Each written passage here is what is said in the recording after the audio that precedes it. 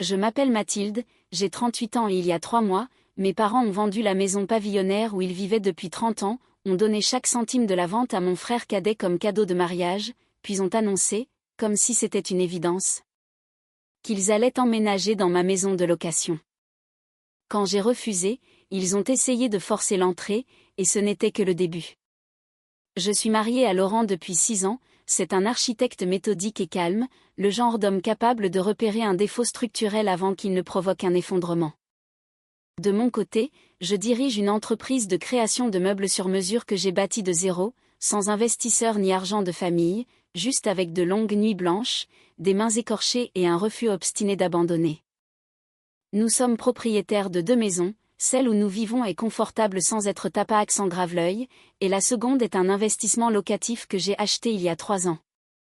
C'est une maison plus petite, calme, et jusqu'à ce que ma famille décide d'en faire un champ de bataille, c'était la partie la plus simple de ma vie.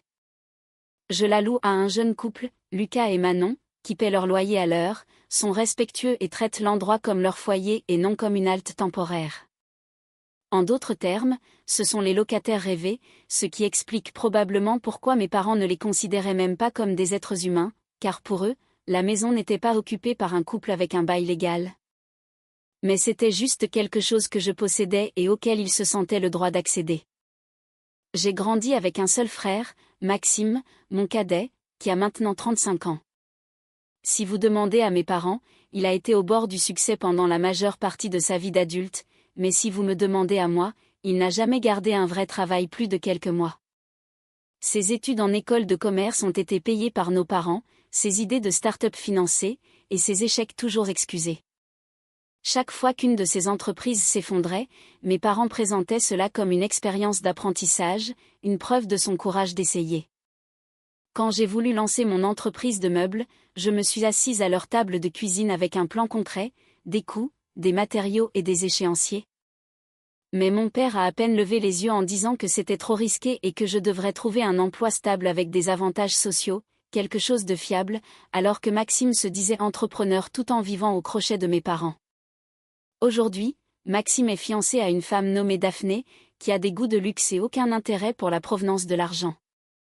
Elle ne jure que par les vêtements de créateurs, les week-ends coûteux et parle sans cesse de leur style de vie luxueux sans travailler, car elle construit sa marque. Ce qui signifie poster des selfies et des tutoriels de maquillage pour quelques centaines d'abonnés tout en planifiant un mariage qui ressemble plus à une séance photo de magazine qu'à une cérémonie, parlant d'un appartement haussmannien comme s'il s'agissait d'un droit humain fondamental. Il y a 3 mois, ma mère m'a appelé, euphorique, pour me dire qu'ils avaient vendu la maison, celle qu'ils avaient achetée quand mon père a eu son poste chez EDF, la maison où ils avaient vécu 30 ans et que je pensais qu'ils garderaient jusqu'à la retraite. Je les ai félicités, sincèrement heureuse au début, en supposant qu'ils allaient déménager dans quelque chose de plus petit pour avoir moins d'entretien, mais elle m'a répondu qu'ils étaient ravis d'avoir obtenu un si bon prix et que cela ressemblait à un nouveau départ. Avant d'ajouter presque après coup qu'ils avaient donné l'argent à Maxime. Je me suis figée en demandant, vous lui avez donné quoi? Et elle a répondu joyeusement, tout, environ 450 000 €, c'est son cadeau de mariage, il a trouvé ce magnifique appartement en centre-ville. Mon cerveau s'est mis à tourner à toute vitesse, car s'ils avaient donné à Maxime chaque euro de la vente, où comptait-il vivre? J'ai demandé lentement, maman, et votre retraite? Ce à quoi elle a répondu qu'ils avaient tout prévu et qu'ils emménageaient dans ma maison de location, juste comme ça, sans question ni discussion. J'ai répondu que ma maison était occupée par des locataires, mais elle a rétorqué, clairement agacée, que je n'avais qu'à leur dire de partir. J'ai senti quelque chose se briser en moi et j'ai demandé si elle voulait vraiment que je rompe un bail légal et que je mette 2 personnes à la rue parce qu'elle avait donné tout son filet de sécurité. La voix de mon père est intervenue, tranchante et froide, disant qu'il m'avait élevé et que c'était ce que la famille faisait l'un pour l'autre.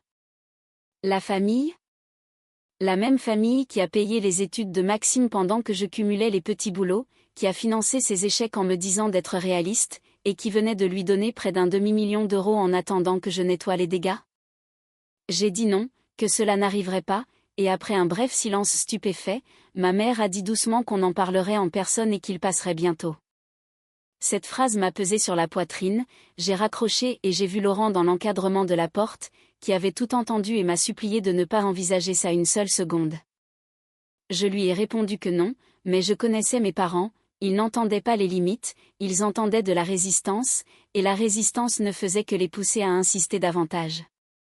Quelques jours plus tard, j'étais à mon atelier quand mon téléphone s'est mis à sonner sans arrêt, c'était Lucas, ma voix intérieure m'a dit de répondre, et dès que j'ai décroché, sa voix était paniquée. Mathilde. Il y a des gens devant notre porte qui disent qu'ils sont propriétaires de la maison, ils ont des valises, ils frappent fort et la femme crie qu'on est en violation de domicile. J'ai demandé s'ils avaient dit qui ils étaient, et il a répondu doucement qu'ils prétendaient être mes parents. J'ai fermé les yeux et lui ai ordonné de ne pas ouvrir la porte sous aucun prétexte, que j'arrivais. J'ai attrapé mes clés et quitté l'atelier sans même tout éteindre correctement, conduisant à travers la ville avec une seule pensée en tête, il ne demandait plus, il prenait. Je ne me souviens pas de la majeure partie du trajet, juste des feux rouges, de mes mains serrant le volant à en avoir mal, et de ce calme étrange qui m'a envahi à mi-chemin, le genre de calme qui précède une catastrophe. Une partie de moi espérait encore un malentendu, mais cet espoir est mort quand je suis arrivé devant la maison. La voiture de mes parents était garée de travers, bloquant moitié la rue moitié l'allée, 2 grosses valises étaient sur le porche, des sacs de courses empilés près de la porte. Et ma mère frappait sur la porte d'entrée du plat de la main comme si elle essayait de la défoncer, tandis que mon père se tenait à côté, bras croisés, mâchoire serrée. Je me suis garée et suis sortie, ma mère a crié mon nom dès qu'elle m'a vue, sa colère remplacée par du soulagement. Dieu merci tu es là, ces gens ne veulent pas partir. J'ai pris une grande inspiration et j'ai demandé ce qu'ils faisaient, elle a geste vers la porte comme si c'était évident, on emménage, on t'a dit qu'on avait besoin d'un endroit où rester. J'ai rappelé que je leur avais dit non. Mon père s'est avancé en disant qu'il logeait dans un appart-hôtel depuis 2 semaines en attendant que je retrouve la raison. 2 semaines de facture d'hôtel au lieu de chercher un appartement, 2 semaines à m'attendre à l'usure. J'ai dit que c'était leur choix, qu'ils avaient vendu leur maison et donné l'argent, et que cela ne faisait pas de leur situation mon urgence. Le visage de ma mère s'est durci, elle m'a demandé si j'allais vraiment rendre mes propres parents sans abri. J'ai répondu qu'ils n'étaient pas sans abri, mais qu'ils étaient en train de violer une propriété privée. C'est là qu'elle a perdu son sang-froid, sa voix est devenue aiguë et perçante, résonnant dans toute la rue calme, parlant de sacrifice, de tout ce qu'ils avaient donné pour leurs enfants, de mon ingratitude, et que tout le quartier pouvait l'entendre. Mon père a tenté une tactique différente, calme mais dangereuse, en baissant la voix pour dire qu'ils avaient déjà rendu les clés de l'hôtel et qu'ils n'avaient nulle part où aller. C'était le piège, ils avaient attendu le moment de pression maximale. J'ai répondu que cela ne changeait rien, qu'ils n'avaient pas le droit de détruire mon entreprise et d'effrayer mes locataires à cause de leur mauvaise planification. À ce moment-là, la porte d'entrée s'est entr'ouverte et le visage pâle de Lucas est apparu, demandant prudemment si tout allait bien et s'il devait appeler quelqu'un. Mes parents se sont retournés comme s'ils les avaient insultés, mon père a aboyé qu'il n'oserait pas impliquer la police dans une affaire de famille, mais j'ai répliqué qu'il le ferait absolument, et moi aussi. Ma mère s'est tournée vers moi en pleurant, disant que je choisissais des étrangers plutôt que ma famille et que ma grand-mère aurait honte. Cette remarque m'a touchée, non pas parce qu'elle était vraie, mais parce qu'elle savait exactement où appuyer, alors j'ai dit doucement que grand-mère m'avait appris à ne pas harceler les gens et à ne pas voler. Le visage de mon père s'est assombri, il a commencé à dire « après tout ce qu'on a fait pour toi ».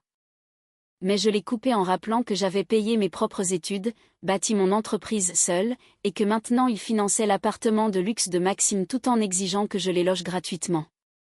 Il a bafouillé, parlant de m'avoir nourri et logé enfant, ce à quoi j'ai répondu qu'ils avaient fait le minimum légal. Ma mère sanglotait en demandant où ils étaient censés aller, j'ai répondu « n'importe où, juste pas ici ». Lucas a demandé de nouveau, la voix tremblante, s'il devait appeler la police. J'ai dit calmement à mes parents que s'ils n'étaient pas partis dans 5 minutes, il appellerait le 17. Mon père a attrapé une valise en marmonnant que ce n'était pas fini et que je le regretterais. Ils ont chargé leur sac pendant que ma mère pleurait bruyamment pour que les voisins sachent qui était la méchante. Quand ils sont partis, Lucas et Manon ont ouvert la porte, Manon tremblait, je me suis excusée profusément, leur ai donné mon numéro direct et leur ai dit d'appeler immédiatement si mes parents revenaient, leur offrant même de rompre le bail sans frais s'ils le souhaitaient. Mais il voulait juste la paix. Je n'ai pas eu ce luxe. Dès le lendemain matin à 7 heures, mon téléphone a commencé à sonner, d'abord ma tante, puis un cousin à qui je n'avais pas parlé depuis des années, tous avec le même script me reprochant d'abandonner ma famille et de choisir l'argent. Pas un seul n'a demandé ce qui s'était réellement passé. À midi, j'avais reçu une douzaine de messages culpabilisants, mon cousin m'a même écrit sur Facebook en prétendant que mes parents vivaient comme des réfugiés. Ce qui m'a frappé, c'est que personne ne proposait de les héberger, ils avaient tous des opinions mais pas de chambre d'amis. Quand j'ai fait remarquer à ma tante qu'elle pouvait les prendre, elle a dit que j'avais plus de place, ce à quoi j'ai répondu que j'avais des locataires. J'ai compris que ce n'était pas une question de valeur familiale, mais une punition pour être responsable. Le mercredi soir, j'en ai eu assez, j'ai ouvert mon ordinateur et j'ai écrit l'email le plus honnête de ma vie, envoyé à tout le monde. J'ai exposé la chronologie étape par étape, la vente de la maison à 450 000 €, le don total à Maxime, la tentative d'emménagement forcé, le harcèlement de mes locataires. J'ai joint des preuves, des captures d'écran, une copie du bail, des actes de propriété. Dans le dernier paragraphe, j'ai listé chaque parent qui m'avait contacté pour me parler de devoir familial et j'ai écrit « Puisque tant d'entre vous sont si inquiets pour le logement de papa et maman, je suis sûr que l'un de vous sera ravi de les accueillir. » La famille aide la famille, n'est-ce pas?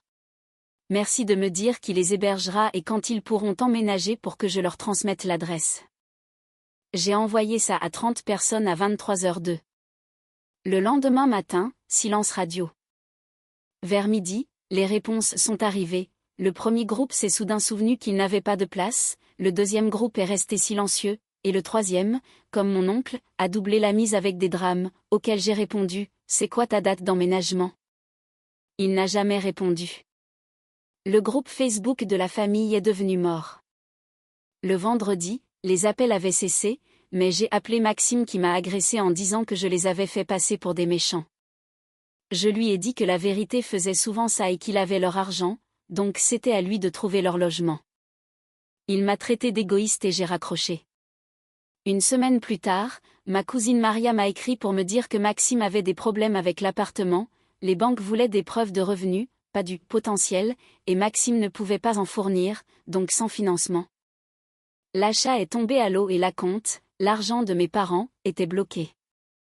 En même temps, Maxime et Daphné planifiaient un mariage énorme avec 200 invités, et 2 semaines avant, le lieu a demandé le paiement final. Maxime a appelé mes parents qui n'avaient plus rien, alors il a appelé tout le monde pour des prêts, même moi, c'est seulement 15 000 €. Je n'ai pas répondu, et apparemment personne d'autre non plus. Le lieu a annulé 3 jours avant, ils se sont mariés dans le jardin des parents de Daphné, la moitié des invités ne sont pas venus et Daphné a pleuré toute la soirée. La même semaine, j'ai finalisé l'achat de ma 3e propriété, un petit immeuble commercial. J'ai posté une photo des clés sur Instagram, mes parents n'ont pas aimé, mais ils n'en avaient pas fini avec moi. Le samedi suivant, Laurent et moi étions dans la cuisine quand l'alerte de la sonnette vidéo a retenti, mes parents étaient sur le porche, bien habillés, ma mère avec des fleurs, mon père avec des courses, souriant à la caméra. Ma mère a dit doucement, « Mathilde, on sait que tu es là. » Il ne venait pas s'excuser, il venait réinitialiser la situation. Je regardais mon téléphone, les voyant jouer la comédie pour la caméra, ma mère ajustant le bouquet, mon père montrant le logo du sac de course en disant qu'ils avaient apporté de quoi faire le bœuf bourguignon que j'aimais tant. C'était un cas d'école, fleurs, nourriture, nostalgie, des accessoires pour m'adoucir. Laurent, bras croisés, m'a dit, « S'il te plaît, dis-moi que tu n'ouvres pas. » J'ai répondu que non. Dehors, ma mère continuait son monologue larmoyant, disant qu'ils avaient fait des erreurs et qu'ils auraient dû demander la permission, 8 mois trop tard. Ils sont restés 10 minutes, et quand ils ont compris que je n'ouvrirais pas, le ton de mon père a changé, il a claqué, « C'est ridicule, Mathilde, ouvre cette porte qu'on parle entre adultes. » C'en était trop, j'ai appelé la police pour signaler une violation de propriété par des individus à qui j'avais interdit de venir, mentionnant l'incident précédent. Un officier est arrivé 15 minutes plus tard, j'ai vu par la fenêtre mon père essayer de présenter ça comme une dispute familiale, mais je suis sortie et j'ai tout expliqué à l'agent, le harcèlement, la manipulation. L'officier a demandé si je voulais qu'il parte, j'ai dit oui. Il est retourné vers eux, mon père a haussé le ton en disant que c'était la maison de sa fille, mais l'officier a répondu calmement que les droits de propriété s'appliquaient et qu'il devait partir. Ma mère a pleuré, les fleurs se sont affaissées, mais ils sont partis. Le lundi suivant, mon avocat m'a dit que j'avais de quoi demander une ordonnance de protection, surtout avec le harcèlement des locataires. Nous l'avons déposée, le juge l'a accordée car mes parents ne se sont même pas présentés, interdiction d'approcher à moins de 200 mètres de chez moi, de mon entreprise et de mes locations. J'ai changé de numéro. Le silence a été incroyable pendant 3 semaines, jusqu'à ce que mon téléphone pro sonne. Un homme m'appelait au sujet de l'opportunité d'investissement que mon frère lui avait proposée, mentionnant un portefeuille immobilier où nous étions soi-disant partenaires. Mon cœur s'est arrêté. J'ai appris que Maxime se baladait en ville en prétendant être copropriétaire de mon entreprise, montrant des photos de mes biens, utilisant de faux contrats. Ce n'était plus un drame familial, c'était de l'escroquerie. J'ai appelé mon avocat et la police. Le détective a parlé d'usurpation d'identité. J'ai organisé un piège avec l'homme que Maxime avait arnaqué de 5 000 €. Nous nous sommes retrouvés dans un café, Maxime est arrivé confiant avec son dossier de mensonges, et quand je me suis levée pour aller vers lui en disant « Salut partenaire », il a blêmi. J'ai dit clairement que j'avais bâti cette affaire seule et qu'il ne possédait rien. La police l'a arrêté sur place pour escroquerie et usurpation d'identité. Il avait arnaqué 6 autres personnes. Il a plaidé coupable, a eu de la prison avec sursis et une obligation de remboursement. Quand mes parents l'ont su, ils m'ont blâmé. 6 mois plus tard, Maxime et Daphné ont divorcé. Ma vie est calme, prospère et paisible. Parfois, choisir sa santé mentale signifie laisser la vérité tout brûler sur son passage.